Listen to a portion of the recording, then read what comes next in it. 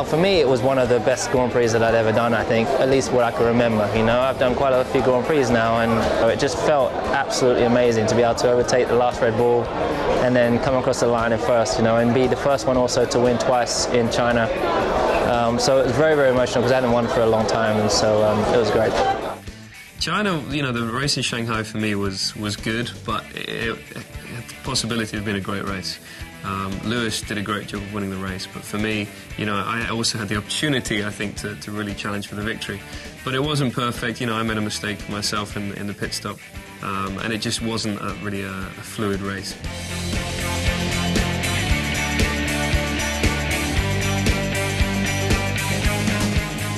There was a race in Hockenheim a few years ago, 2008, when I won the championship, where I was leading, and then pit stop was messed up through the safety car, and I was back in sixth, and I worked my way up, and I won again. So those are the kind of races where you feel like it's better than ever. And of course, this race being with the new tyres and the new curve system and all these new rules that have come in, I think is definitely I definitely think it's in the top 5, top 3 of my best races.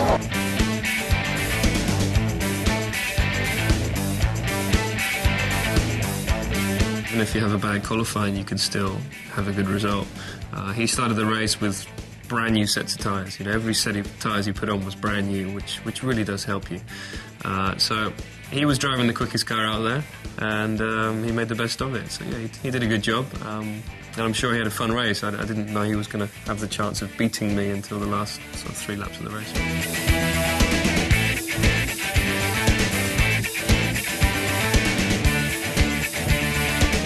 First and foremost, he's a great driver and he's world champion. He's got an unbelievable car at the moment, which we're trying to catch up with. But I think it was just nice to get the team back up there. You know, the team exists and we exist to win, and we haven't won for a while. Whilst I still believe, you know, while we are the best team, we're not actually producing as many wins as we'd like. So it was just great to get back there.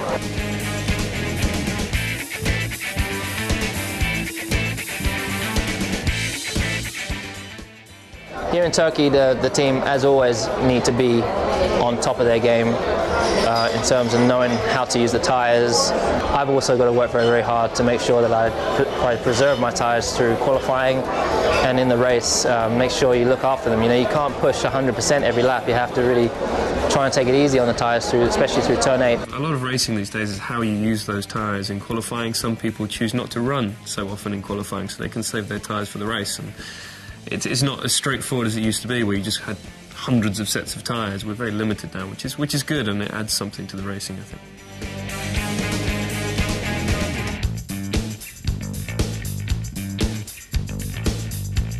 Turn 8's a corner that everybody talks about when they mention Turkey, and it is a long, long corner. There's 4 apexes. It's very bumpy, and I think it's going to be very tough for the tyres there, you know, the degradation.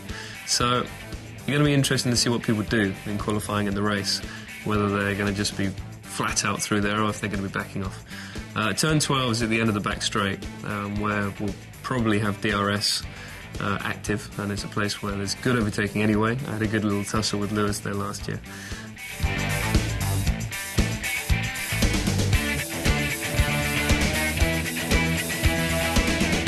I think all of the information that we have from the first 3 races is really going to help us when we arrive in Turkey, because, you know, this is still a very young car to us. We don't have the experience that the other teams have from testing.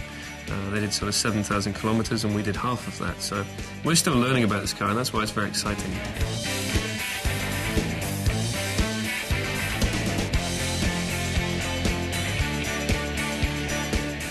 I think KERS is good, and I'm very happy with it because we have the best system, so it's gaining us a lot around a lap.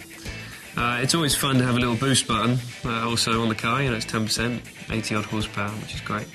The DRS, I think it's helped the racing, and I think if you look at the last couple of races, there's been some very good overtaking moves.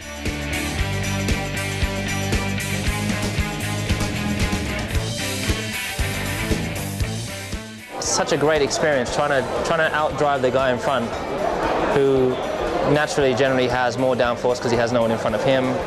And so when you're behind, you lose downforce, and it's trying to reduce the amount of downforce you're losing, and also try to make them outbrake themselves or make a mistake and find the wave pass. And to be able to do that time and time again perfectly, that's the key. I love perfection, so I really enjoy that.